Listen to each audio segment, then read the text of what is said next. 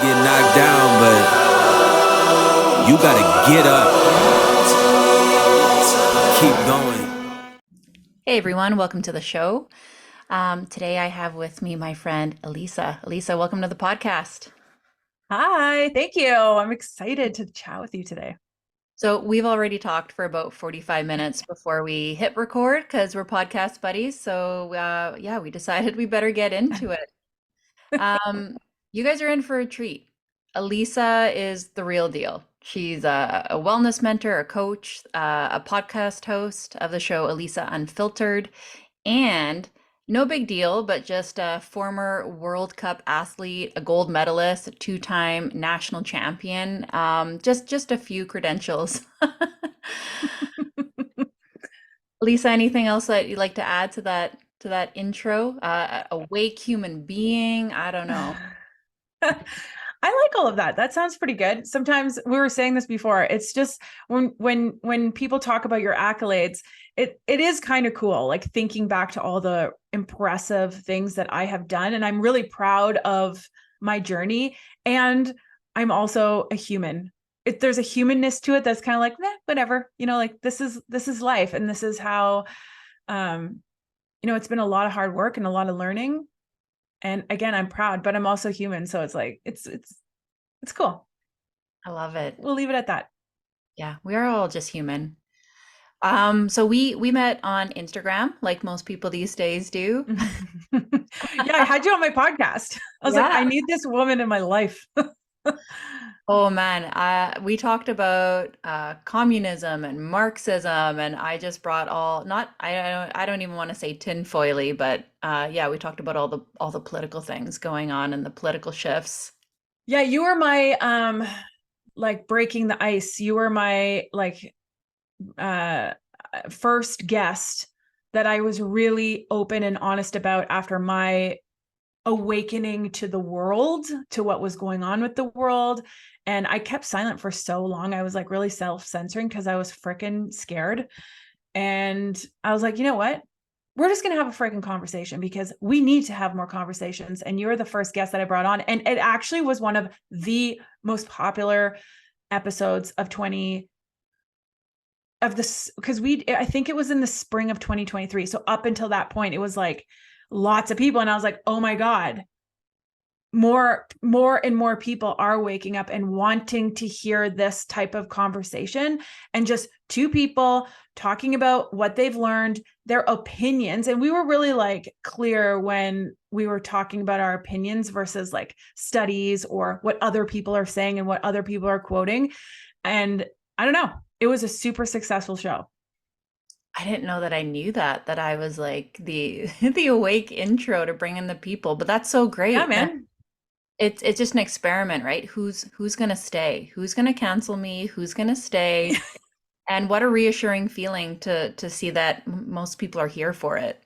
That's really Yeah, good. well, you had gone through being canceled, so you spoke about that too. And I was coming out of the cocoon, the cancel cocoon, around when I spoke to you, and starting to step into my power in like a new form. And so you led me in a really beautiful way, by the way. I probably haven't given you enough credit for that. But you were one of the first people that I resonated with. Mm. That you sounded like a normal person talking about normal things, that wasn't like this extreme. Like sometimes people get extreme with things, and you just kept it at like a super reasonable, like level-headed conversation. And I was like, man, it's a bless. Um, tell me about the cancellation. So you were working as a coach, you had Mhm. this huge podcast, you're one of Canada's top 1% of podcasts. What did you do that got you canceled? Well, long story short, my bread and butter in terms of business, I'm an entrepreneur. I have two businesses. The first is, three businesses, technically, if you consider gold and silver. The first is my social media business. I am the founder and CEO of Hello Peach Social, which is a social media management company that works with small businesses here in Ottawa. So we started 7 years ago and really helped businesses transition from brick and mortar to online when social media was really kicking off. And through that word of mouth alone, I don't have a website. I have zero online presence. I have zero Instagram social media presence. My business exploded into a 6-figure business through word of mouth. And I started helping brick and mortar businesses have an online presence. From then it transitioned into more of a management company. So I'm a content creator. I build content. I manage Instagram accounts for businesses. And it was around the convoy that I liked a post from one of the businesses that I managed, unthinking about it. This was something that came up on our Explore feed. And if you think about 2021, Instagram algorithm started to change. So it was actually showing you content that it thinks you need to see from people who are non-followers. Remember, the homepage was only people you followed. Mm-hmm. They were experimenting with like showing you other things. And I was just scrolling and engaging as I often do. And I liked a post from the Freedom Convoy for People of Color.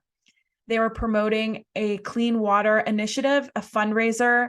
The convoy hadn't even arrived in Ottawa yet, but it had already been labeled as a white supremacist movement, and unvaccinated people were basically the devil. And living in Ottawa myself, I felt I felt a very deep, dark cloud looming over. On the one side, the convoy was like this symbol of hope for me. I'm unvaccinated and I was, not allowed in restaurants. I was not allowed to leave the country. I had like basically all but lost my job because in COVID, when they did all the lockdowns, I lost 100% of my business. All of the small businesses that I ran shut down. And at this time in 2021, they were just starting to sort of open and rehire people. So I was making like no money. I was super struggle fest, and I accidentally liked this Freedom Convoy for People of Color for clean water initiatives for Indigenous folk. And someone that was an anti everything saw that this business, and I'm not going to name the business, this business liked that post, screenshotted it, and started this hate campaign. They knew that I was the social media manager for that company. They called me out by name, and it followed this stream of hundreds of people online calling me out for being a white supremacist, a Nazi, a bigot, an anti-vaxxer, a Trump supporter, all of these things, because I liked one post, which I found super interesting because the people that started this campaign were white women, yogis, who are supposed to be spiritual and inclusive, were in fact being so racist and the definition of racism. They were basically mirroring themselves onto me. And it resulted in a colossal wave of like fear and terror in my life. Like, I don't know how celebrities do it, because honestly, like the energy that came from that hit, I liked one post, okay, from a business that I manage. And yes, I was in the wrong. I shouldn't have done that. I understand the error of my way. The consequence of that, however, was like so extreme and so mentally, emotionally, spiritually, physically challenging. I had people texting me, emailing me their hate, telling me that the hardest part was the whole Nazi situation. Yeah. And the convoy arrived and the Nazi flag came out and they took photos. This was like in February. I don't know, what was it, like the first week of February where that Nazi flag came out. Mm-hmm. And whether it was real or not. It was either a plant or it was someone calling the government fascist. Right. Exactly. I think it was a plant that like they had a $30,000 call out. If anyone knew who that person was, they would get $30,000, and that person never resurfaced. There was one photo, one. No one else had a single like video. That's the interesting thing about that whole situation. But here's the thing. Being called a Nazi, just on a personal level, where people don't understand that I'm a first generation Canadian. So I was born here, but my parents were not, both of them. And my grandparents were not. They were all born in Poland. Mm-hmm. My grandmother, who was alive she just recently passed away. She spent ages 5 to 9 in a Nazi occupied concentration camp in Siberia. The generational trauma from the actual Nazis is direct line through me. My dad has severe trauma. My mom has severe trauma. My grandparents were like shells of humans. They came over to Canada to have a better life, and they worked really hard, and they raised their kids as best as possible. And they were indoctrinated by Nazis. They were kids in their formative years. They were fighting Nazis. And so for people to assume that I am one was like not only disrespectful, but also like it just shuddered in this disgusting way inside of me, because it woke me up to the idea that people know nothing. They literally have no idea what they're saying, what they're accusing people of, and who they're talking to. It's like it's beyond. It was beyond the beyond. So anyways, that's what happened with my cancel. And so my business suffered at the same time. Like when COVID hit and I had lost all my clients in social media, I pivoted into coaching. Coaching is my passion. I did coach in high performance sport for 13 years prior to launching my social media business.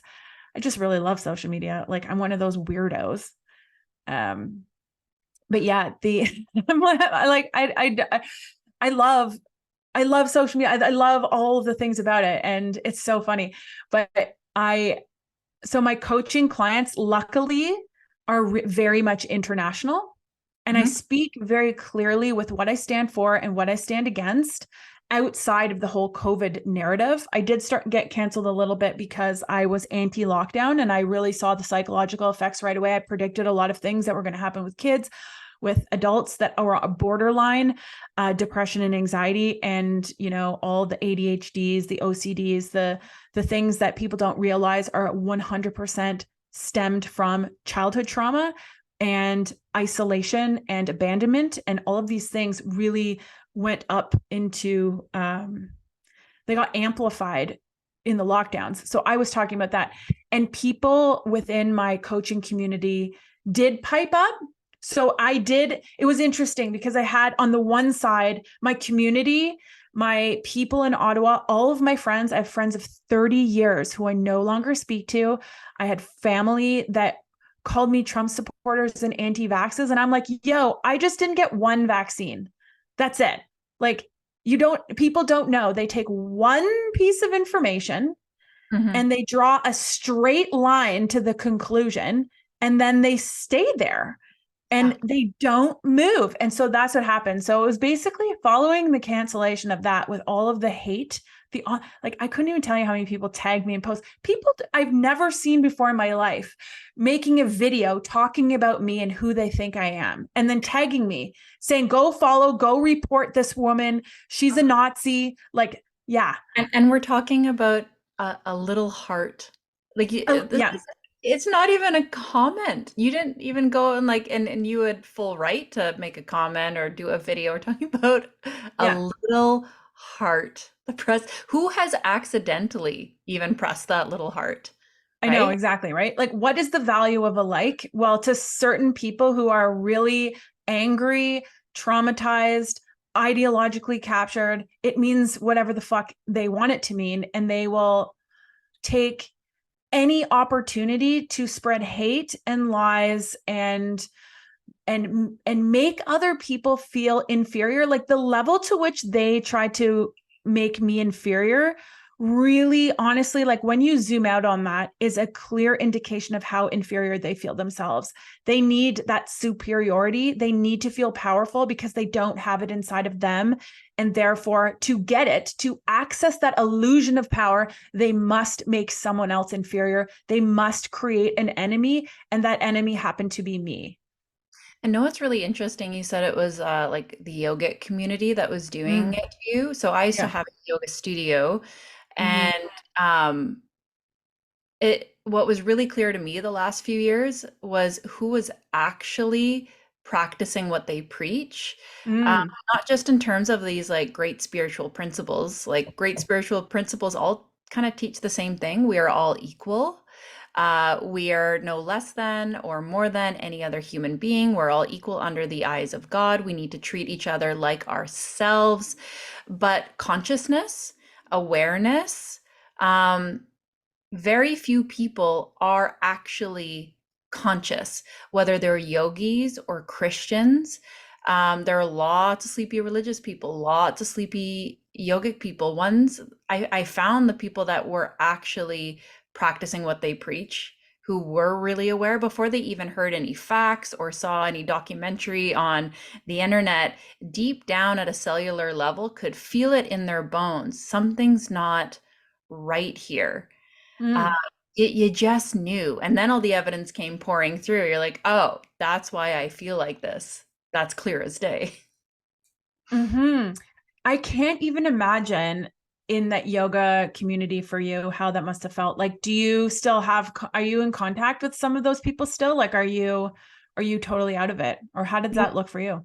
I mean, my first awakening was when the Black Lives Matter rallies started Yeah. happening. And I was in all these like high level yoga trainings. I had some amazing yoga teachers, and all of a sudden, all our yoga trainings turned into anti racism trainings. And at first, I was just like, oh, okay, I guess this is what we're doing. Like, this is a thing now. It feels weird, but I don't have problems with like shadow work. I was really used to doing like really deep work with people, trauma work. Yeah. I was used to doing shadow work, all of these things. So I'm like, all right, this is just a thing we do. So I read all these books, I went to the trainings, but still that feeling deep down, something kept telling me this isn't right. So just like my body told me this isn't right. And then of course, anti-racism trainings would tell you, well, that's your white privilege doing that to you. So I'm like, okay, like kept sticking with it. And then my logical mind piped in. Things are getting worse. Much, much worse. Nobody's better off for these trainings. The world is more divisive. The world is more racist. The world is more hateful. Of course, when the like movement started burning things down, and then you saw that a lot of the people running these movements were actual Marxists, then it was a combination of a deep cellular awareness and then logic and reason. Hmm. So Absolutely. very few of those people are in my world anymore.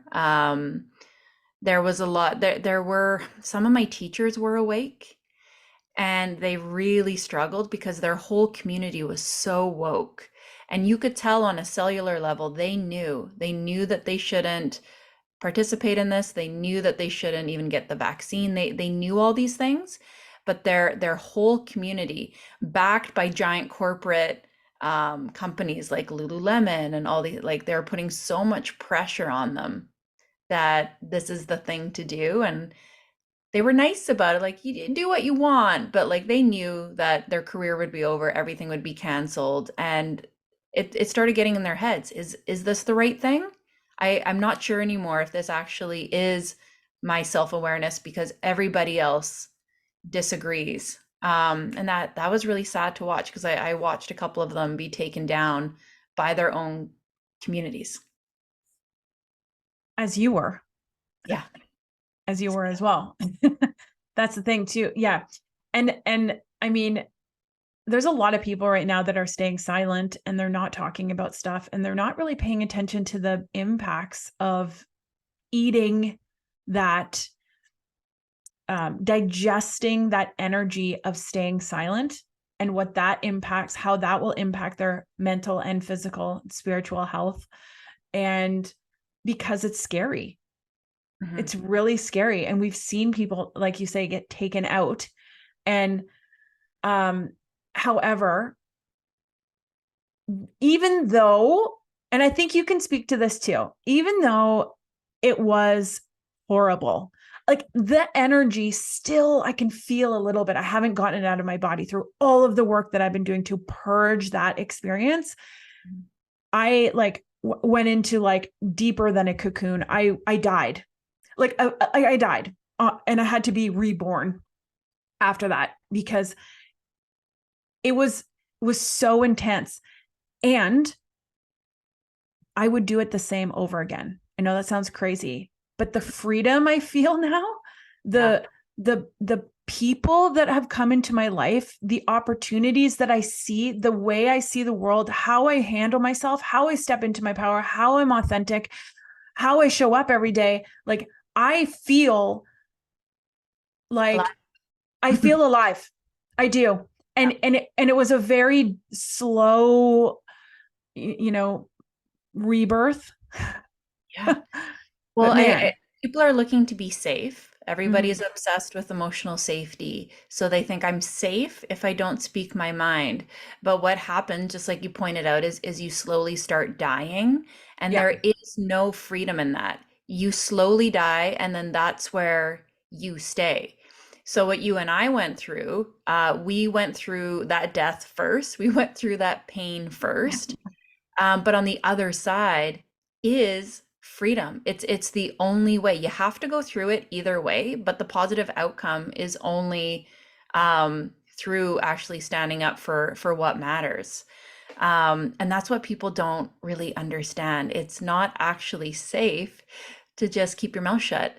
And after going through what you went through, like there's nothing that could possibly scare you now. Being called a Nazi and a white supremacist, I don't know about you, but like, would any name ever trigger you ever again? Like after being called that, like there's nowhere lower you could possibly go. I've experienced the same thing. Like words don't even have meaning anymore. No effect. It is an interesting thing. I totally agree. It's a really interesting thing how, and now I almost like I hold compassion for the name callers. I know that they're so wounded. I do have compassion. I see a wounded child. I see a child who is lashing out at their parents because they're not getting what they want. They don't know how to handle their emotions. They don't have coping skills. And these are grown people behaving like children. And it's a pattern I see often here in Ottawa. You walk into any restaurant, you don't hear conversations of strategy. Like before, when we started it, we were like, what are you doing next? That's so great. Oh, I'm so excited for you. What are you doing next? What's this? Oh, what do you think of this idea? Like, you're not hearing conversations like that anymore. You're hearing, I hate my life. I'm so fucking tired. My husband is this. No one loves me. I can't believe they think that way. What the fuck is happening in the world? Like it's this list of bullshit. And that's what people are putting out into the world. And they expect that their lives are going to be enriched and high vibrational when every word that comes out of their mouth is some form of shit. My friend literally texted me yesterday with frustration to say all her friends are so depressed. What is going on? They're so upset. She's like, is this a side effect of doing the work that people are just obsessed with themselves? And I said, maybe. I'm like, go live in the country. Like, we live on an island, super rural, between my chores, between my rural chores and focusing hardcore on my business. There's not a lot of time for me to be stuck in my thoughts or my feelings. Like I definitely do my practices and I am aware, and I'm not avoiding my feelings. But if something comes up for me, I'm like, all right, Carla, you got a day. You got a day to be here. Do what you need to do. Be sad. Process this. Now on with it. Well, here's one thing that I would observe, and knowing you, like in the little amounts that I've been following you, I've met you in person once at MYM, which was amazing, and we have our chats. Knowing you, I would say that you do one thing that most people don't, and that is you question yourself. You don't you don't stay in one spot in your mind when you're looping in your thoughts. Your negative thoughts, you probably can bring into your consciousness and be like, oh, why am I doing that? Or why am I thinking that? Or where did this come from? Or I don't need that. Or I don't have time for that. So what can I do instead? Like, you are constantly shifting away. Yes, those thoughts come in, and that's a normal thing. We have monkey brains. We literally are going to think negative thoughts often. And you question yourself and then make a choice. That's what questioning does. It gives you the space to choose. Sure, some days you might sit and wallow in hard feelings. There's nothing wrong with that. The only time that becomes problematic is when you do it all the time.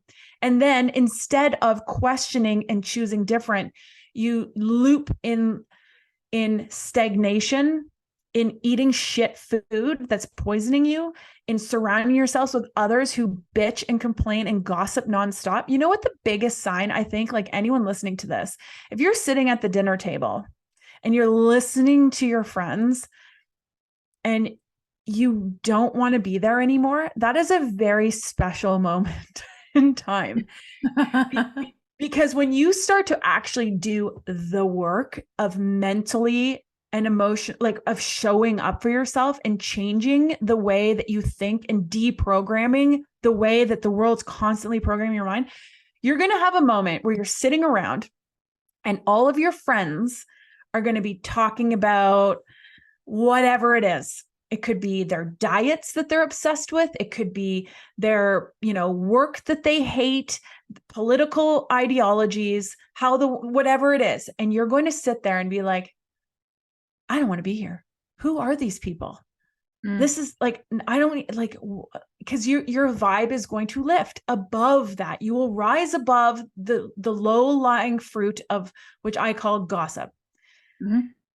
It's really interesting. And most people will experience that more than once before they decide, maybe I don't want to be around these people. Maybe I am shifting. And then you have the choice. Then you can lower your vibe to go down, which is perfectly acceptable. And most people will choose that, to be honest, at least once or twice. Or you can explore something else and start surrounding yourself with people who aren't thinking in those low vibrational thoughts and are asking questions and are cultivating love and an abundance of love and money and friendship and good conversation. And then you're going to be like, oh my God, you'll because everyone has this fear that they're going to lose their friends or their relationships. And it's like, well, if those relationships aren't serving you anymore, do you really want to stay as the low-lying fruit of this glorious life, the one life you have? Well, and who I want to be with, I definitely want to be with the people that are aware of what's going on. It's really a slog. Well, I will say that with one exception. I like the people that are so fully in the matrix. Yeah. I call them like the Kardashians. Like, they're fine. They never complain. They have no idea anything is going on. I actually don't mind having like a nice dinner with those people every now and then because there's no complaints. They're having a good time. I don't feel like I have to talk about anything dark that's coming along. But the people that I mostly surround myself with are people like you and Sarah and like everyone that was at that conference that we were just at. They're awake, but most of our attention is on how we're going to create our new way forward and the things that we're excited about and the things that we're loving. And there's still lots of space to be like, holy shit, I am worried about this. Or have you seen this new conspiracy? Or can we talk about this? Yes. There's still freedom to go there, but the energy isn't toxic, I think is the difference. Like you can talk about things, but the energy, no one thinks it's going to stop them. I think that's the difference. And this is what you're really, really good at. Like, you are a master of waking up, and not just like waking up to like 2020, like actually waking up to yourself, your thinking, how to become more aware. Well, thank you for that. It is, I will say too, like, to the people that you're hanging out with, it's interesting when you start to pay attention to what you are paying attention to. That's what I call mindfulness. I am an intuitive awareness specialist, if you will. I learned a skill over 10 years from my coach called intuitive awareness, which is paying attention to your thoughts from a place of it's being the non-judgmental observer. So you're observing the program of your mind. And just in short, when you're born, you don't have a single thought of like English, for example. If you speak English, you don't understand. You have feelings, you have needs, you have feelings and needs basically when you're a kid, and you'll communicate to the best of your ability, which is usually cry, laugh, poop. I don't know. What do kids do? Like they're very predictable. There's only a few things that they can tell you, which can be frustrating, but then you teach them. You teach them how to talk to you. And how do you do that? You do that through repetition. You're going to say mama and dada and all that shit 1,000 times before they learn it. Mm-hmm. And while you're doing that, they're observing the way you walk around the room, how you engage with your husband, with your other kids, with their people in your life. They're watching you do that, and they're being programmed. And then your neighbor's going to do something, and they're watching and they're listening and they're learning. They're going to school. They're absorbing information. Kids are like, the brain of a child is firing at a pace that no one can comprehend. That's why you can teach your kid 17 languages when they're 4, but when you're 24 or 34, it's difficult. It's a lot more difficult. So you're learning all of these things. You're learning the way of the world, and you're being domesticated. And people don't like that word because they associate that word with like an animal, right? Like, you're domesticating a dog. Well, you're domesticating your kids. You're teaching them your ways. And over time, what happens is the voice in their head is like, my mom, oh, my mom told me not to do that. Oh, my mom, like, I use the example often of like eat all your food off the plate, or else there's starving kids in Africa, like they like our parents, however they were taught, they're going to teach you, and you're going to teach your kids, whether you're aware of it or not, something, and they're going to hear your voice. So when you go to the neighbor and they serve meatloaf, you're going to hear your mom's voice saying, it will be disrespectful for me not to eat this, even though I don't want to. So you start suppressing your actual self, because you're going to get in trouble. And the goal of domestication in all areas of the world is good boy, bad boy, good reward, punishment. That's what domestication is. So you learn how to behave based on a series of reward punishments. Long story, a little bit longer, I'm almost at the point, is when you get older, that thought becomes your thought.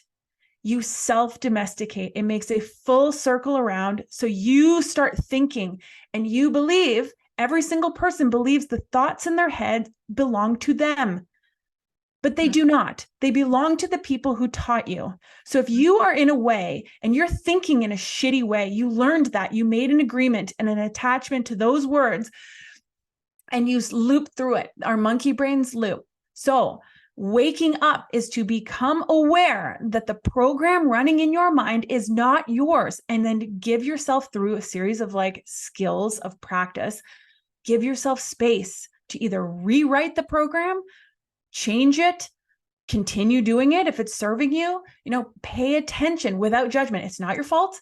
And now what are you going to do with it? Mm-hmm. Why did this become important to you? Important to study this process? Because, like you said, you worked with a coach to learn this kind of material. Let's rewind. What sparked the desire to start obsessively studying this? It goes back to my ski career. So like, I grew up in performance sport. I was competitive out of the womb. I basically got into sport full steam ahead, and I got really good really fast. So the way I learned, I got into coaching afterwards. So as soon as I retired in 2006, I was asked by the Ontario Provincial Freestyle Ski Team, the mogul team, to be the head coach. I had zero training. They were like, we're going to pay for all your training. We just want you to be our coach. So I said, great. And I went right from being athlete to coach. And guess what? I taught those kids the way. This is how you become national champion. This is how you make World Cup team. And it was the way I learned it. Okay. And of course, there was 10 kids on the team. 9 out of the 10 kids sucked. It wasn't the way for them. Okay. So here I am, this hotshot, big-headed, like egotistical, you suck. It's your fault for not doing what I say. That's what I thought at the time. And getting angry at them for not doing it the way I was telling them to do it in all areas. I mean, mogul skiing is very technical, but there's also a lot of other things that are involved in being an amazing athlete that it's outside of technique.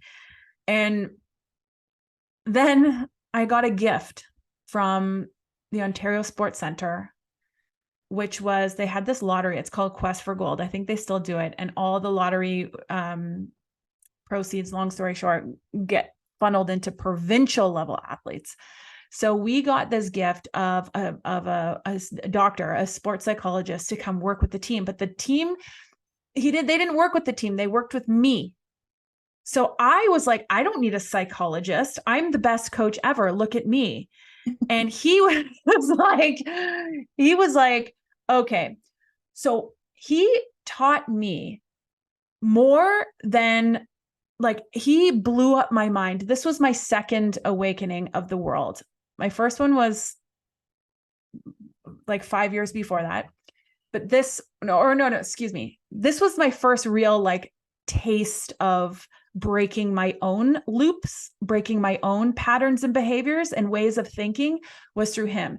And he did it by teaching me how to teach the athletes how to embody and empower themselves in sport.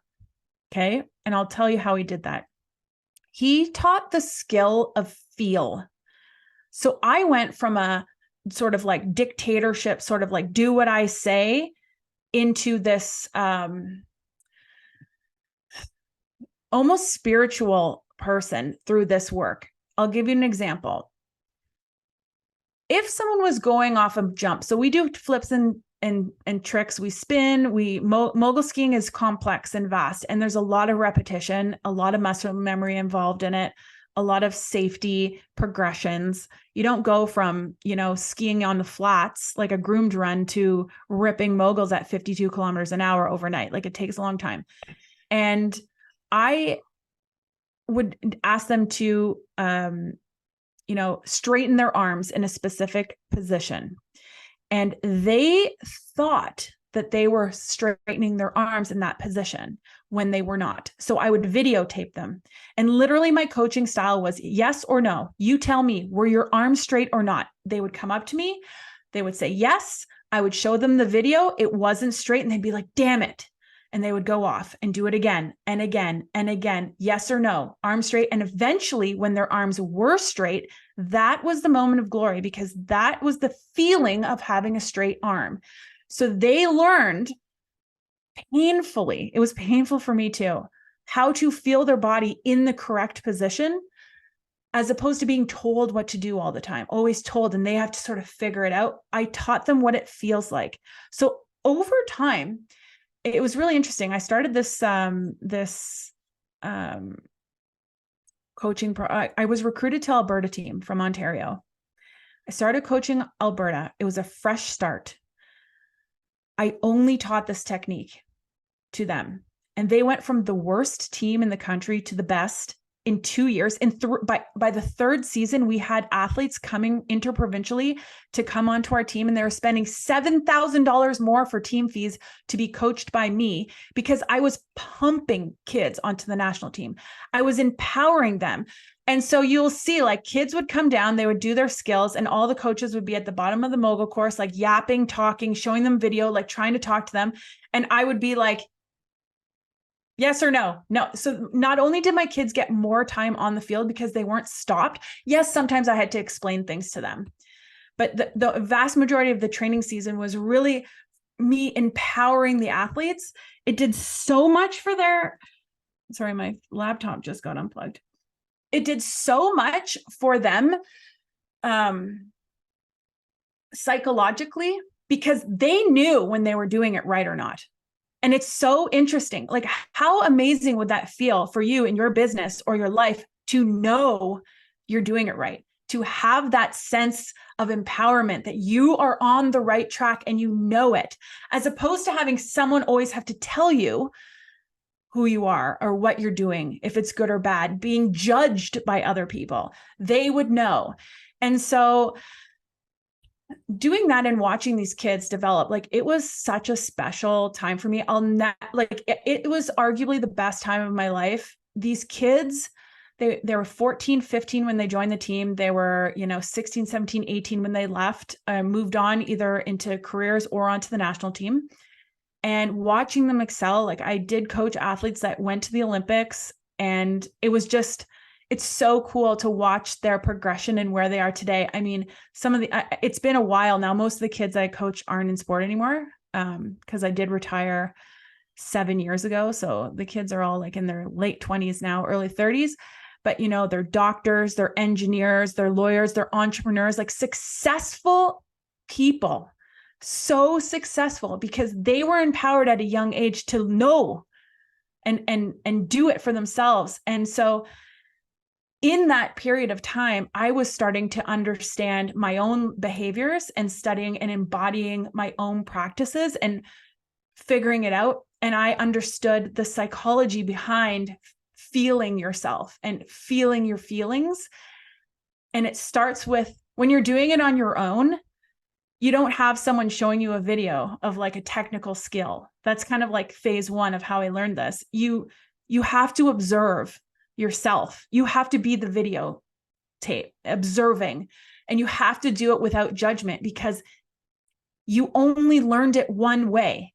So to break that pattern, you can't judge yourself for it. You only learned it one way. So I was observing, and then ended up meeting this spiritual gangster I've continued to be mentored by her. Her name's Adele Stratton. I've been with her for over 10 years, and we talked about this at length, and she taught me how to sort of do it at a deeper level. And the empowerment that you can, like, taking responsibility for yourself is not taking responsibility for what's happened to you, for what other people have chosen to do, and or how they've chosen to teach you, show you, because there's a lot of really shitty people out there that are very traumatized, hurt people on their own, and their actions. I'm not taking responsibility for their actions. I was able to take responsibility for my response to those actions through intuitive awareness. So paying attention without judgment. Did that answer your question? That was so long. No, that's a great story. And I'm really it actually makes me so happy to hear how you ended up teaching the kids, because we have this math tutor that we just hired for my daughter. She's Yeah. struggling with math, and he's teaching her things. But one of his things is, you have to tell me whenever you've done a test. Right after, you need to text me, and I want you to tell me how you feel you did. I want you to give me a number. I feel like I failed it. I feel like I got 50%. He's like, give me a number. And then later we're going to check that, because I want to know what you're actually thinking and feeling around your abilities. And then like, let's check that after. But how you're feeling about your abilities has to come first. I'm like, I love this guy. That he's so bang on. It's super important. And I don't know where he would take that down the road. Like, it's really important to understand your feelings and like how you feel, because, okay, so the difference between something like that, which is getting a little bit more complicated, and feeling your body doing a skill, like clenching your teeth, making a fist in a certain way, is that oftentimes our feelings, we don't know what we're feeling. So just, I would only hold caution to something like that, because when you're forcing a kid, or not forcing, when you're encouraging a kid to talk about their feelings, just be aware that they may not know what the feeling is. And they're going to say something and you'll affirm it, but that's not what the feeling is. Do you know what I mean? Because they're learning what their feelings are. And most adults don't know what, I'm saying that because now in today's day and age, most adults can't identify the feeling. That they're going to say something like an umbrella feeling or emotion, like happy, sad, angry, overwhelmed. What does overwhelmed actually mean? Mm-hmm. What does overwhelmed feel like? Burnt out. What does that actually feel like? They're saying these big words when really specifically they're feeling frustrated that the garbage wasn't taken out, or that they have one more thing on the to-do list. That is the specific thing that's like the tipping point. So yeah. Well, maybe this will be the introduction to her starting to pay attention to her feelings for the first time. Lord knows her mother can't talk to her about anything or teach her anything. It's true though. She's watching you. You are teaching her a ton. And it is good to talk about your feelings with someone else. It's very good, especially like in math. Cause I mean, math sucks. Math is complex. It's hard. Like, they're making me add letters together. It doesn't make any sense. They're on algebra. I can't do that. I'm sorry. So there was one time though where it wasn't clicking for you. You had consciously like detached from awareness and you got into some I don't want to say like behaviors, but you have some really powerful like weight loss videos on your Instagram, because there was a time there where you hit a wall and these techniques were not working for you. Tell me about that. So before I learned how to do this, I basically, what happened in 2006, I was ranked second in Canada. My whole life was skiing. And I think you can understand that, having Dan as your husband and just being in sport and sort of seeing it from a different perspective. I lived, breathed skiing. That was it. It was my whole life. I sacrificed everything. I didn't go to like my grandparents' funerals. I missed all the fun stuff. I missed all the fun high school parties and university parties and all the things that kids normally do. I was dedicated. I was going to the Olympics. I would stand in my classroom when they played the national anthem and envision myself on the top of the podium. And I would cry like in homeroom. I'd be like, so I was there. Okay. And the year of qualifying, I started choking. Okay. So what that means is that all the Olympic qualifier events, I was screwing up. I was messing up. And it came down to one event. I was at this point the fourth girl. I was ranked second in Canada because I was crushing all the events that weren't Olympic qualifiers.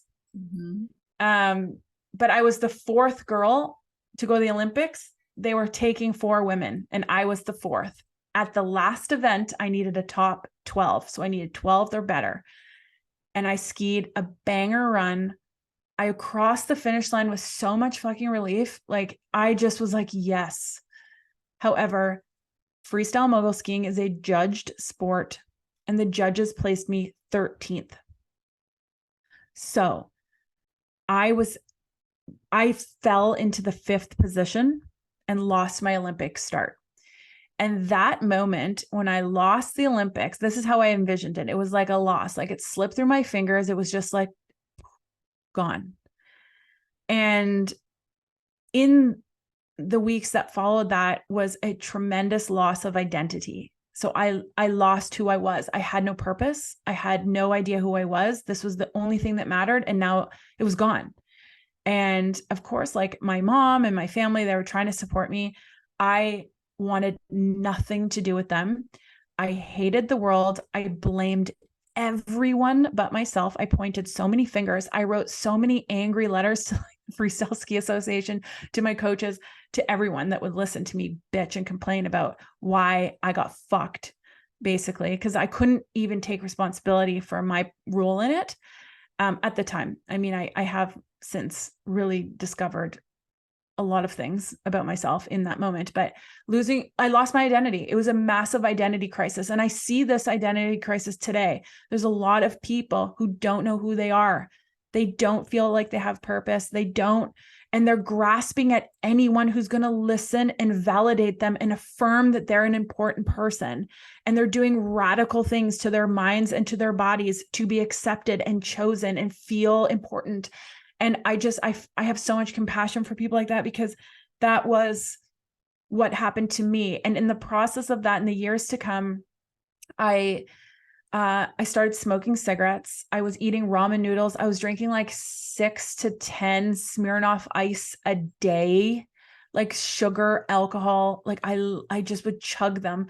I met this guy who is my ex-husband now. He was abusive. He was sexually abusive, emotionally abusive, physically abusive. I married him. I thought that he was what I deserved. And I lived this life. I was the shell of a human. I was going through the motions. I started coaching. All the while, like when I was in this downward spiral, I was also trying to be the best coach ever. This was when I coached Ontario team. So I was like telling kids what to do. I was this authoritative dictator telling people who they were when I didn't know who I was myself. And it was like this cyclical thing. It was so funny to look back on, because I was a disaster. And I had that inferiority complex where I was trying to be superior by posturing and like making myself appear better than I really was. Meanwhile, I gained 85 pounds in a year. I screwed up my hormones. My relationship was horrendous. I married a man who was a compulsive spender. He took out 6 credit cards under my name and maxed them. He committed fraud against me. It was horrible. I won't get into it, but that whole thing was crazy. And I woke up one day. This is what happened. I was there. I sat at like that rock bottom, I'm going to say, for like 4 years.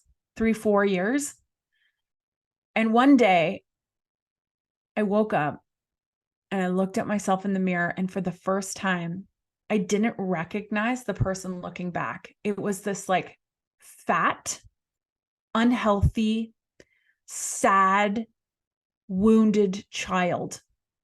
And in that moment, I was like taken aback. I heard a voice that was like, help me.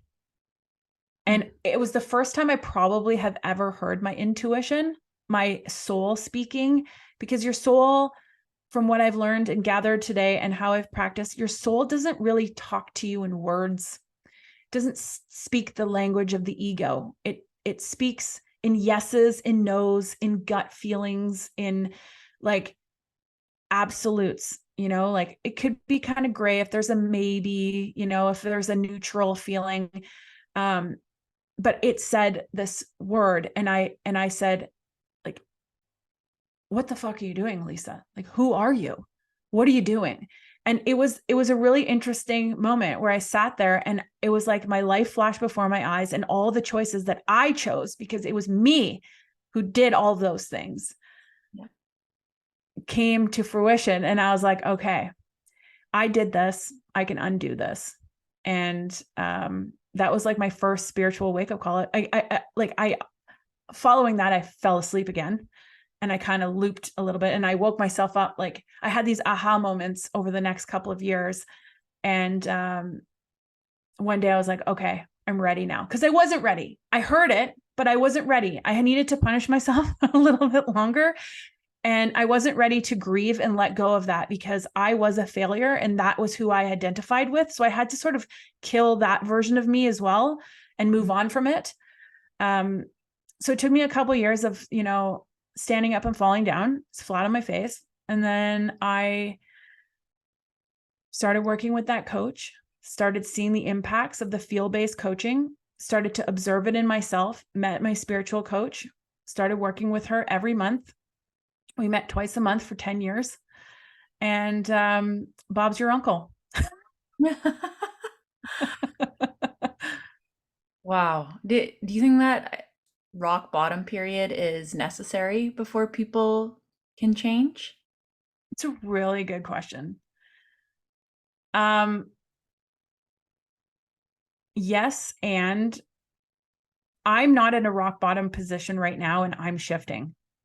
So like I needed that to catapult myself out of the really low level vibration. I think most people do need a rock bottom. I'm not gonna lie.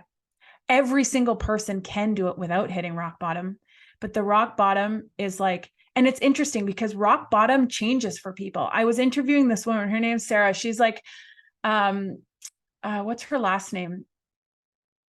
She's so cool. And her rock bottom was getting a DUI. She got a DUI and she got thrown in jail overnight. And she's sitting in the jail cell being like, who the fuck are you? Like, who am I? You know? And I'm like, that'd be pretty much rock bottom for me too. Yep. And, you know, she was an alcoholic and had a long, hard road ahead of her and knew that, but that was her rock bottom. And she was sitting in the cell with this woman who was like, yeah, this is my third time here. These fuckers, I don't care. And she recognized in that moment, wow, rock bottom is different for everyone. So that person had been there 3 times and they weren't at rock bottom yet. Yeah. So there is a level. So you can hit these different points in your vibration, in your energy, in your frequency, in your actions, because all of these things that you're doing, it's my belief that it's a frequency. So your behaviors and your reactions and your thoughts all have a frequency. So what you put out there, you're going to get back. And when you start observing that and what you're putting out there, your rock bottom's going to rise. Like it's like the whole, you know, the story where like the guy fell in the hole and he stayed there for a year and then got out of it finally. And then he's walking down the same street, he falls in the hole, but this time he jumps out a little bit faster. Yeah. Then eventually as he walks down the street, he sees the hole and walks around it. And then the last one is he goes down a different street. So like my goal is to get people to go down a different street as fast as fucking possible, because that's how you question your life. If you keep repeating, that's also fine. Most people will repeat the repetition of things that aren't serving us anymore. And I don't like that word. I need to figure out a new line.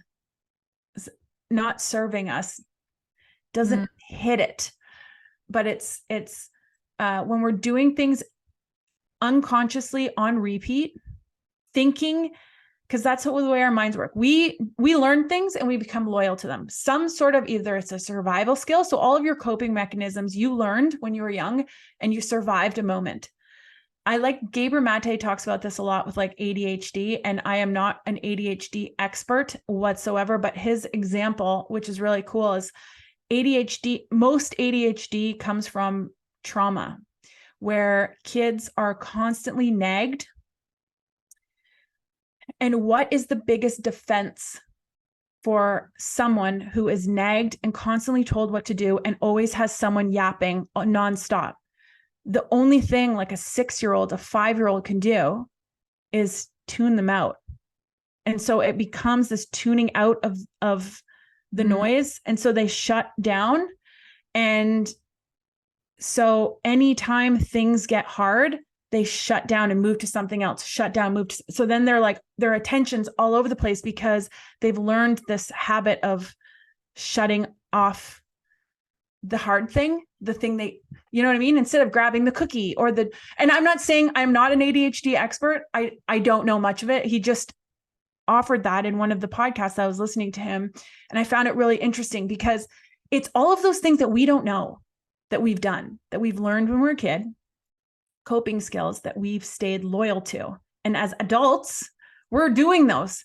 We're thinking the grind is going to fix it this time, or this is going to fix it. And you keep doing it and it doesn't fix it. And you're like, what's wrong with me? I'm the problem. It's like, no. You're not the problem. Just the loop is the problem. You got to like open the door a little bit and go for something different. But the door and opening it and the something different is like this foreign, like uncertainty that is so scary that we would rather loop in the certainty of failure or doing whatever we do than going somewhere else. Anyways, there's that. Well, and then that's why the rock bottom is helpful, because the rock bottom is the thing that shatters the loops. Like Yes. my rock bottom, I was stuck cycling for like 7 years, like stuck in depression.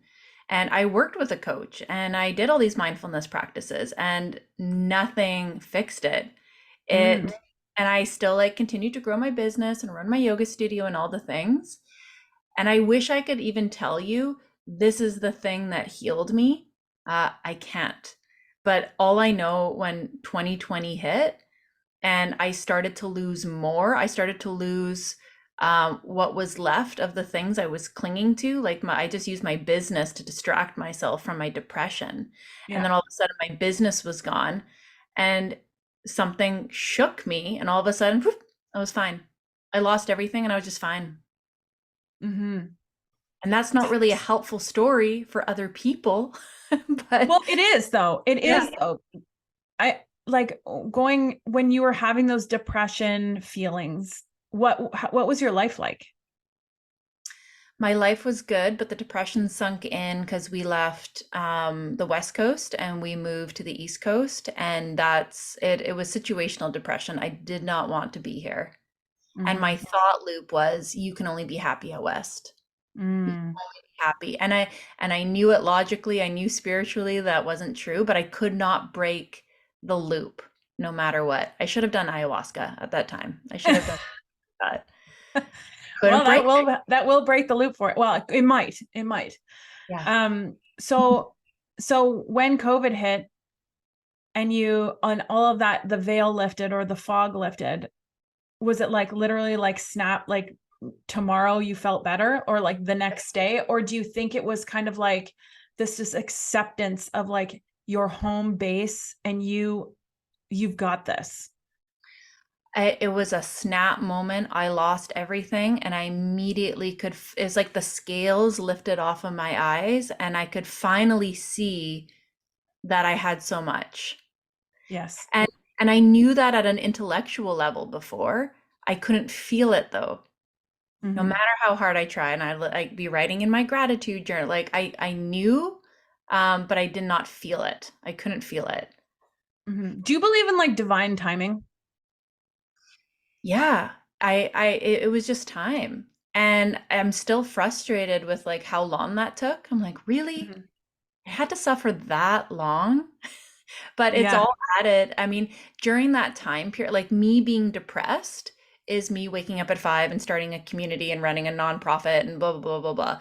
So inside I was dying, outside I was doing so much good for myself, for other people, for the community. So I guess as a reframe, it was never a waste. Like, that's when I learned everything. That's when I studied coaching. That's when I became a coach. It was all during that time period, but inside I was suffering.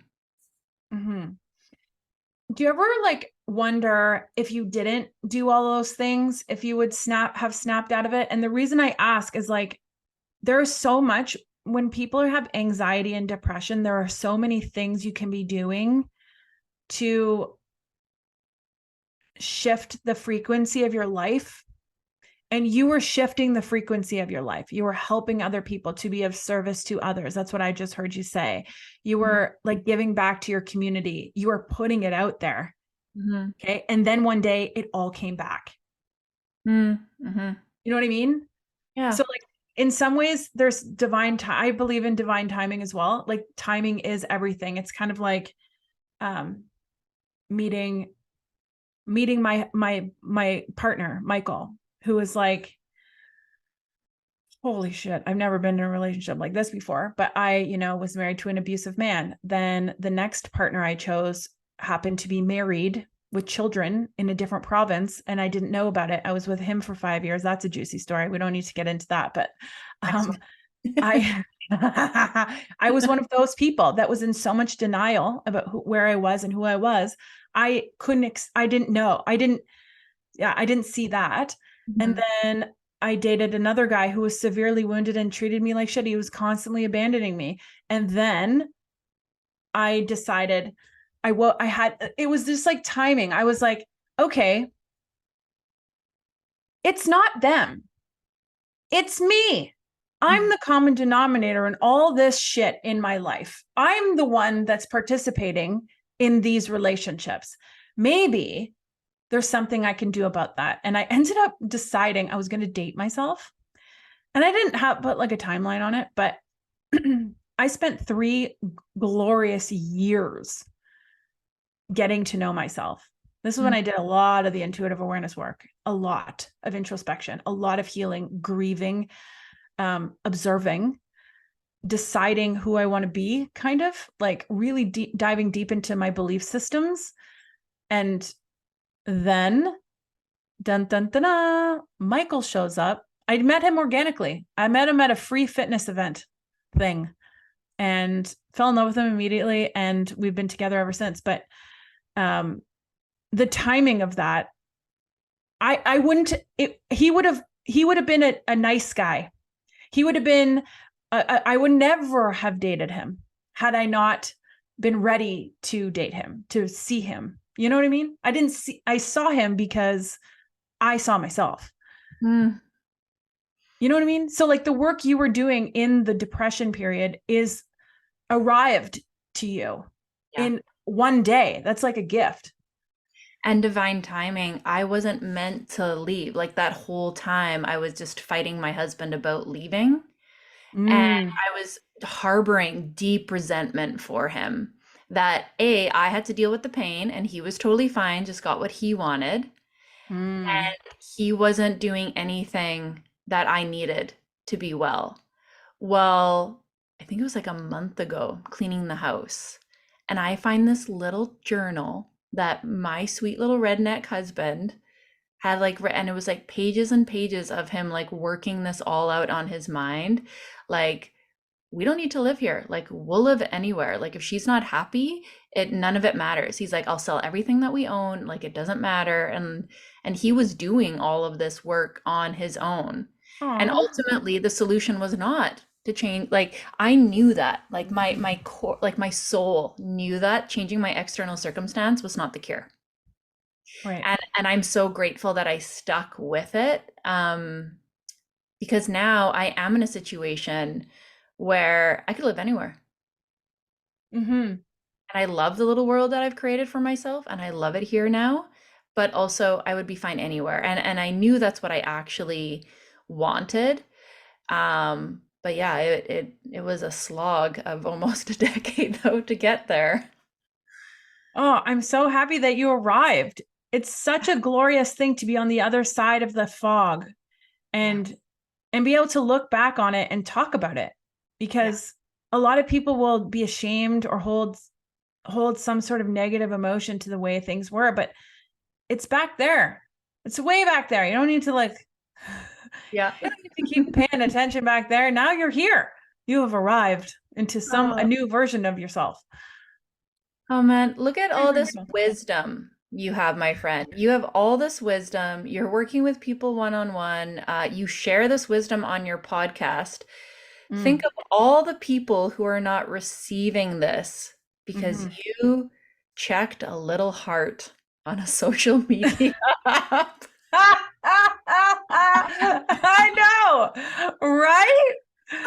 Oh my God, it's true. Divine timing. Divine timing is interesting because how many people will grow up, grow old, and lay on their deathbeds and figure it out then? Yeah. That's like the most common, the 3 most common things when people are dying is, I wish I didn't waste so much time like bitching and complaining. What is it? It's, I wish that I spent more time with the people that I loved, and not working myself to the ground. And I wish I didn't complain so much. And I wish I had, more time. And it's like, we are like, when you have that wake up call and you start paying attention, that's the gift. It's the gift of time, being able to choose how you want to move through time. And you're doing that at a different, you're doing that at a different capacity and at a different level and a different frequency. And it shows. Like, that's why you're pulling in so many fucking dope people into your life, because you are a high viber, you know? Mhm. Not giving myself like I'm the dope person. Did you see what I did there?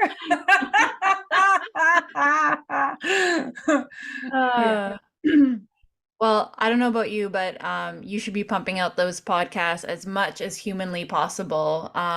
Because Thanks, friend.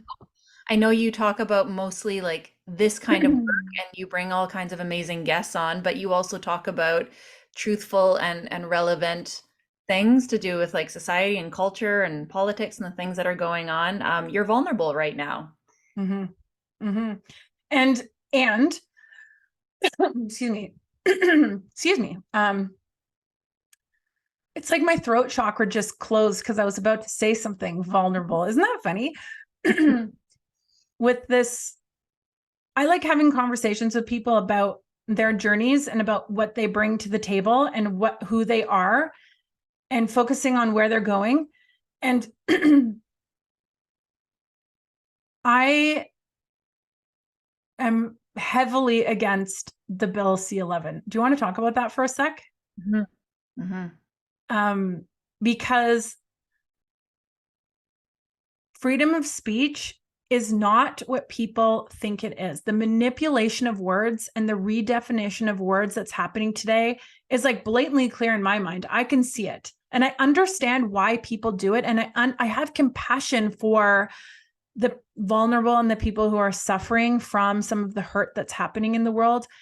And controlling the narrative is, in my opinion, not the play.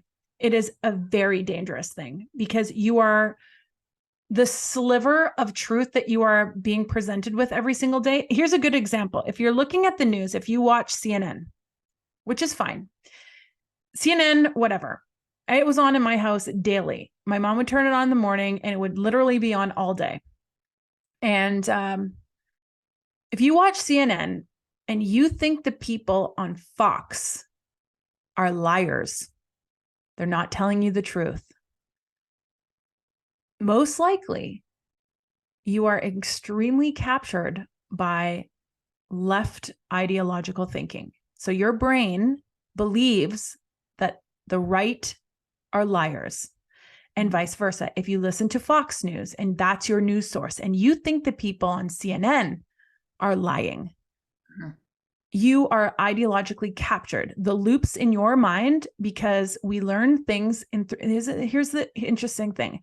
Our beliefs and our thoughts are formed in three major ways. The first is through repetition, as we talked about earlier. When you're a kid, repeating. Think about the words social distancing. How many times did you hear that? How many times did you say that?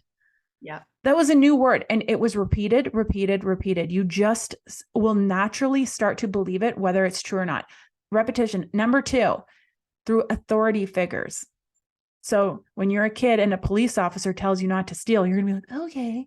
Like when your teacher tells you, when your mom tells you no, like those are authority figures. They're the ones telling you what to believe, and you're gonna learn from them. So when you have authority figures and repetition, that's a double up. That's even more powerful to depict what you think and believe. And the third thing is through tradition, the way it always was. So like rituals and traditions, through customs. So you grow up in, I don't know, in Poland, you're going to be making pierogies, and you're going to be farming most likely, and you're going to be doing the traditional things. If you grow up a Catholic, you're going to do Easter and Christmas and do all the religious ceremonies. You're going to go to a church on Sundays, whatever it is. Like that's the way it is. If you're Catholic, you do this. If you're, the way it always is, through tradition. So media is doing the same thing. They're teaching you they're not just teaching you what the news is, they're teaching you what to think about the news. And there's a big distinction there, because it used to just be storytelling. Now it's storytelling through emotion, and they're emotionally connecting to you.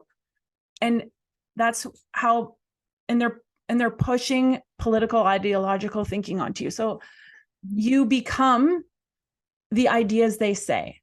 And that's why so many people get fractured. Sorry, I'm going on a tangent here. When someone thinks differently than you, now you feel personally attacked. That's how media is like brainwashing us. That's how it's literally brainwashed. And anyone that listens to it is being brainwashed. They don't know it because it's slow, subtle, and very sophisticated. So you will have a very sophisticated rationale about why Fox News is lying, but you cannot see it happening to you if you're a CNNer. Do you see what I'm saying? Yeah. So whoever controls the narrative controls the way you will think. And it's fucking exhausting. Yeah. Avoiding that. It's exhausting. And that's like step one in realizing we're all controlled, right? But then Yes. Bill C11 is basically saying, we're just going to not allow Fox News to be on the air. It'll Exactly. only be CNN. Yes. And if you like CNN, if you are a liberal, then you are applauding this right now and you think it's a good idea because you've already been conditioned to hate people that don't share your ideology. But people are very, very short-sighted. There are no omnipotent humans who can have that kind of power and use it well. That is very dangerous power. So if right now you wouldn't be comfortable with me saying, actually, we're only keeping Fox News and you can never see CNN ever again. Yeah. If that makes you deeply uncomfortable, then this whole thing should make you uncomfortable. And this is where people are really captured. They have very short-term thinking. They're cheering on their team. Well, yay, they have all the power. Arrest everybody that doesn't agree with me. Well, what if it flips one day? You don't want these kind of systems in place. It's literally the whole reason why, like, the Constitution was drafted up, why we have a Senate and a Parliament, is to keep power in check. And what this is the eradication of free speech. If we have the eradication of free speech, we no longer live in a democracy. And there's way too many very, very sleepy Canadians on this. You should have woken up when you couldn't see the news anymore on social media and Justin Trudeau lied and he told you it was Meta's fault and everybody said, oh, okay. No, Meta. Yeah, because they're the ones they're conditioning you to hold the views that capitalism is not the way. They blame it on capitalism, which I understand that. I really do, because capitalism has been exploited in many ways. And there are some rotten eggs that are really destroying it. It power needs to be kept in check. Yeah. It needs to be kept in check. Yeah. But more people have died under communism and social regimes than have ever under a capitalist one. And that's where people need to pick up a fucking history book. Yeah, it's interesting because people don't even understand that under a socialism, under a communism, you don't make money. You don't own what you don't work to own. You work to serve constantly. I saw this funny meme, maybe you posted it, that was like how to teach your kids about socialism. Have them go clean all the bathrooms, give them $10 and tell them that they have to give 7 of those $10 to the kid that didn't clean the bathroom. There was a prof, I just heard the story the other day. He was teaching socialism to his university students. So he said, from now on, we're going to do your grades based on socialism. Mm-hmm. So we're going to like curve them based on like the median. So the kids that always got like really, really high marks, all of a sudden they got their grades back and they got like a C. And then the kids that were flunking everything, they got good marks. They got a C, so they're happy. So they keep going along this pathway. They do their test the next time, they get their marks back. What happened after a few of those times is the smart kids, well, they stopped trying. They stopped studying. They stopped doing anything. They're like, what's the point? I'm going to get a C. What also happened was the kids that were flunking also stopped trying because they're like, well, I don't need to try. I'm going to get a C. Which is the perfect example of what happens to socialism in socialist regimes. Slowly but surely, everything turns to shit and nobody tries anymore because it doesn't matter. And it's a nice utopian idea that we are all equal. We are not all Mhm. equal. At a soul level, we are. I believe at a soul level, we are equal. And We like are a human level. Yeah. At a meant to human be level. loved and respected. Like, Mhm. you went to the, like, you're a world champion athlete. Not everyone can do that. You are better at sports than most human beings. I am better at memes than most human beings. There are True. people that are funnier than me. There are people that aren't as healthy as me. There are people that are smarter than me. That's how we're born, and it will never be any other way. And what we need to actually do is pursue our gifts. What is that? Capitalism. Yes. Recognizing your gifts and going all in on them.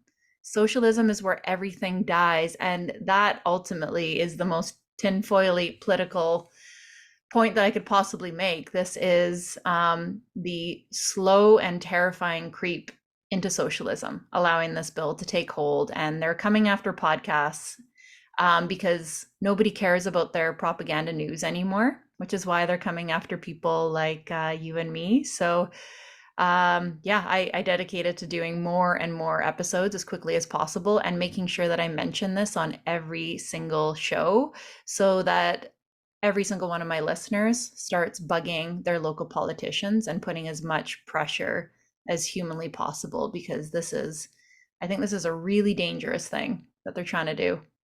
It is. And the interesting thing about the human mind and why people don't think it's a problem is like as soon as, and Mark Groves talks about this, about dissonance in the brain super, super clearly. When you have two conflicting beliefs in your mind, it's really uncomfortable. One of those beliefs is going to win. And a good example of that is like an easy one would be like, if you're on a diet, you're not eating sugar, you're committed, you're losing weight, and it's your birthday, and you always eat the chocolate cake on your birthday, and you're like, oh, what do I do? There's going to be some hard emotions around that. There's going to be guilt. There's going to be shame. There's going to be something. And one of those beliefs is going to win. And for a while afterwards, there's going to be an uncomfortable moment. Oh, I cheated. Or it's like, oh, I didn't have the cake and I broke tradition and whatever. You're going to have a story. Well, the same thing happens with this. So people see C11. There was no podcasting in the original bill. Am I correct on that? Was this an amendment or? There were like a few creeping layers to it. I can't remember Okay. if it specifically mentioned the podcasting, but I do remember like creeping like repercussions. Like one level of the bill started talking about like pre-crime, like being able to report people. Like, okay, Elisa hasn't actually said anything bad the last couple months, but she is the type of person who would. Right. So it's rat on your neighbor, sort of. It's ratting on people for pre-crime.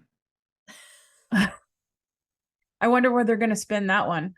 Well, that's the thing. So I started talking about C11 on my Instagram, and I immediately had tons of people who I know are very left leaning saying, oh, well, you have to make $10 million. It has to be, it's just $10 million. Nope. Okay. So that was the dissonance. So they're like, this is uncomfortable.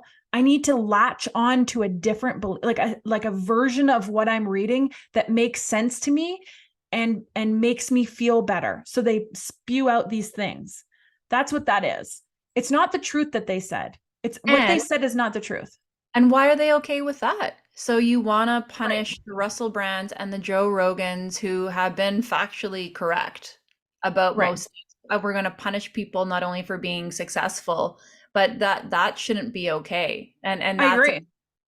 but I that's not fully what it agree. is. It's the platforms which house all of us, whether you have 10 followers of your podcast or 10 million followers, it applies to everyone. So it's Apple, it's Spotify, it's Podbean, it's all the podcast hosts. Right. So yeah, if you're following something awesome like Joe Rogan and Spotify, you can't listen to it on Spotify anymore. How are you going to feel about that? How are you going to feel about all the other people who are talking controversially? Like we talk controversially. Like I talk controversially, but I don't. I just have conversations with people. I have conversations with a lot of people who are on the left, on the right, who are doctors, who are healthcare professionals. I don't always agree with what they have to say. But the point is that We need to have these hard conversations. I ask them questions. I dig in. I'm not like this, oh yeah, I'm agreeing with everything you say, thanks for coming on my show kind of host. No, I want to like know more. Like, tell me more about that. Like, that's interesting. I disagree with that. Like, I've actually fought with guests a little bit. And that's how solutions are made, not by this weak cancel culture bullshit. And yes, freedom of speech also comes with consequences. That's when you get, like Kanye West saying some pretty aggressive and scary things online. But of course, he has a mental illness. So yes, there are consequences, but there are way worse consequences to not having it. I know. Like the thing that scares me the most is like the tunnel vision that they're putting Canadians in, because I understand how the mind works and how we are persuaded and how we are led to beliefs. I fully like the whole mass psychosis theory, the groupthink theory, the containers, everyone's heard the quote, you are the sum of the 5 closest people to you. Why? Because you're listening and watching what they're doing nonstop, and your brain, regardless if you're aware of it or not, is becoming those things because you learn through repetition. So when you see things, it just becomes normal. It's like when you see, that you shouldn't turn left on the red, but the guy in front of you does it. So you're like, well, he did it, I might as well do it. And you become that. You just start doing it. You start breaking rules. Breaking rules is fine. I think rules are stupid for the most part. I mean, there's some really good rules, but well, and the brainwashing is simple. The brainwashing is there's like 4 topics. It's climate change, it's equity, it's trans rights, and as long as the government mentions those things whenever they're creating policy, people just automatically assume it's a good thing. So that's what they're doing with this bill. They're saying it's to promote Canadian content, for one, which is bullshit. Bullshit. Pop up like the dying CBC, but they're saying it's for equity and inclusion. And no, it's not. I was thinking about this. There's a very easy test. The solution to that would be everybody go get a VPN. Done. Yeah. What will happen for sure, and this is the test, is they'll start making that illegal. Like I think they have already. I thought that they made VPNs illegal. Not in Canada. The US was threatening it, but that's like the easiest test. And of course, Justin Trudeau will put some sort of spin about VPNs being white supremacy or racist or anti-trans. So no one can have a VPN because you might see this kind of, like, they'll put the spin on that too. But it takes very little to brainwash people. Very, very little. And the whole inclusion thing like drives me nuts, because how are you being inclusive? How are you an inclusive person where you include everyone and you don't include certain podcasters? You don't include certain voices. It's okay to exclude. How are you inclusive if it's okay to exclude an entire ideological way of thinking, or a religion, or a race? Like, if they want to cancel white people right now, white people are like the devil. How is that inclusive? It's the most racist, exclusive, ideologically captured, woke totalitarianist policy I've ever seen. Not just this, but the way that people on the left are behaving right now. There is nothing inclusive or loving about what people are doing. Nothing. No. They've attached meaning to this superiority complex and are making someone your enemy. It's classic trauma response. Like, you hear people saying we're in an abusive relationship right now. We're literally looping in an abusive relationship with our government and the people, and we're staying in it. Yep. And why do people stay in abusive relationships? It's funny. Some conversations are complicated and nuanced, but to me, like, in order to be equal, it's like the golden rule. You treat other people as yourself, right? Yeah. You treat other people as your equals instead of the hierarchy of privilege. It's you treat everybody well. Everybody gets a seat at the table. We're not putting other people up on pedestals. We're not canceling people. You treat other people with love and respect. That, like, is the golden Mhm. rule. It's very, very simple. And all of these rules, all of these policies are the complete opposite of that. Well, I would just like to add that you saying that is coming from an awake perspective. You say that because you know who you are. Mhm. You are awake to the mind and to your thoughts and your beliefs and your actions and the consequences of your actions and all that stuff. People that are extremely ideologically captured, they do treat others the way they treat themselves. That hate that they project is only available because that's the way that they think about themselves. Mm. They don't know who they are. There's chaos in their mind. They're looping in things. They don't feel confident and secure and safe. They're not safe. So they project it. So like that's the difference. That's why they're asking for regulations to make them Right. feel safe. Like Right. I don't need the government to Right. protect me. I don't need to be protected from words on the internet. If you are triggered by words on the internet, you are not ready for the internet. Right. You have a lot of healing there's a lot of healing to be done, and Yeah. you have the choice to do that. It's like when you're trying to defend who you are all the time, that's exhausting. When are you going to be who you are and show up and love who you are? That's the shift that you Mhm. see people making in their awakenings.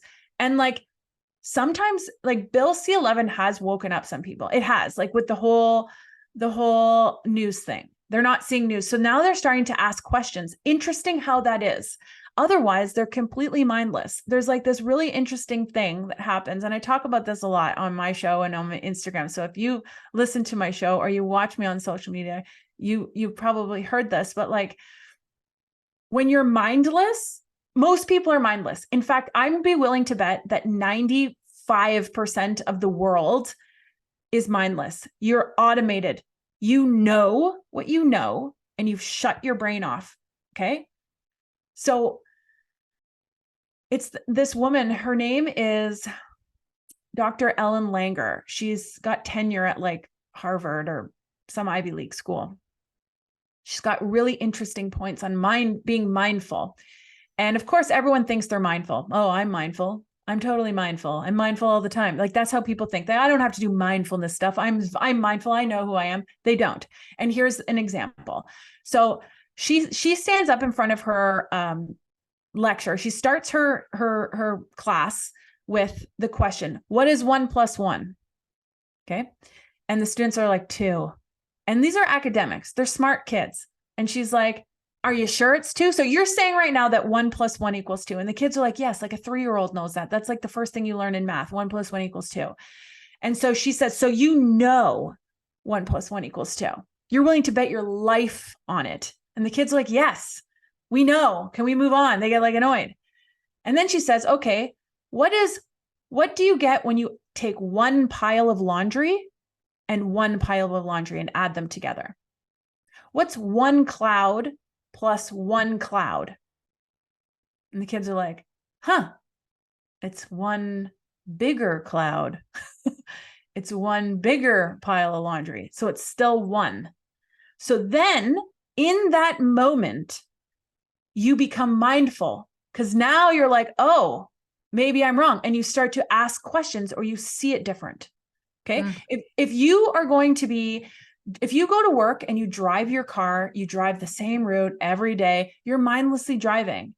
However, if for some reason you're forced to turn right out of your driveway instead of left and you have to go a different way, you're going to pay attention in a different way. You will be more mindful.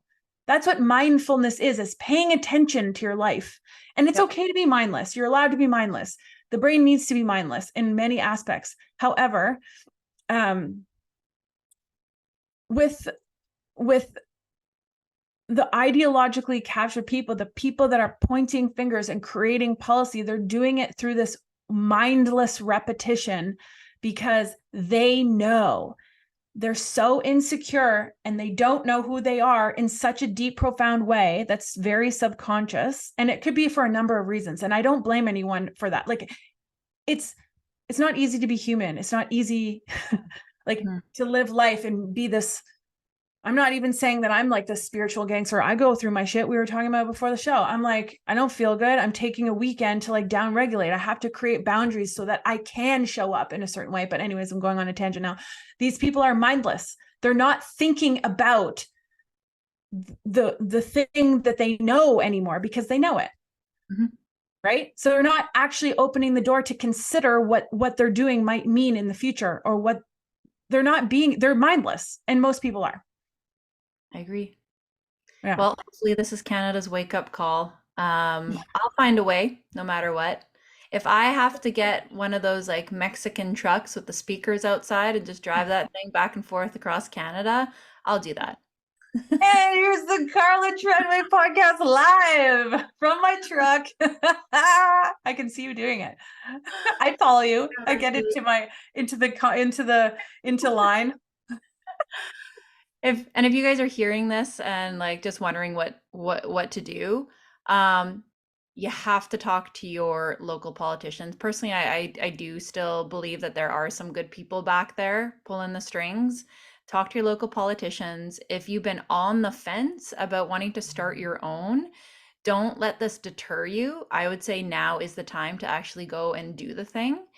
Whether it's speaking out online, or if you want to create a YouTube channel or a podcast, do it. Highly recommend. And 3, share this around like wildfire. Share it to your sleepy friends. I shouldn't say that. That's derogatory. Share this to the very nice people that just trust the media. Like that's the problem. They just trust the media. And I get that. I understand that it's been a household habit forever, but we need to wake up as many people as possible. And these laws are going to take place November 28th. That's a month from when we film the show. P.S. They're going after Netflix next. So good. All your shows. Right? Oh, now I hope Matt Rife comes out before. I think the Matt Rife special is coming out in November. I'm going to have to watch that before they take it down. No, only government approved television from now on. Yeah. And we think that China is crazy and the people of Russia gets propaganda. We're like China. We are. We're becoming Russia. Like it is here. It has landed. It's in Canada. Wake up. It's here. That this is what they did over there. It's this exact same playbook. Exactly. Yeah. History books, please. Yeah. Please. My friend, thank you for coming on the show today. Yeah, Betty, that was fun. Banger episode. You've got some huge projects coming up. Tell the people what's coming up. Well, I'm doing it's called The Undoing. It's a series. We've already had a couple or one. By the time this airs, you might catch it. It's the next one's November 9th. And it's just a series of undoing some of the habits and behaviors that we've learned. We're going to talk about discernment and grounding in this next one, and how we're always triggered, and really start to get a grip on what that means for you and what that looks like in your brain, so you can feel it and see it coming before it happens. Like my whole motto is, how do you get out of the way of something you don't see coming? And then I'm opening the doors for 2024 in the Your New Era mentorship. It's a 6 months mentorship, and I'm taking applications starting November 1st, which is really exciting. I love that name. Yeah. You're going to start your new era, baby. And of course, if you're not following her already, go and listen to Elisa's show. It's a Elisa Unfiltered, really, really great podcast. Tons of great guests. I'm on there somewhere. Yeah, man. Your episode's amazing. So good. Awesome, my friend. I really appreciate your time here today, and I'll make sure all of those links are in the show notes so people can come and find you. Thank you. Amazing. We'll see you next time. Ciao. Been underground, now I aim for the sky. Don't quit now, you can last longer. All these wounds only making you stronger. Don't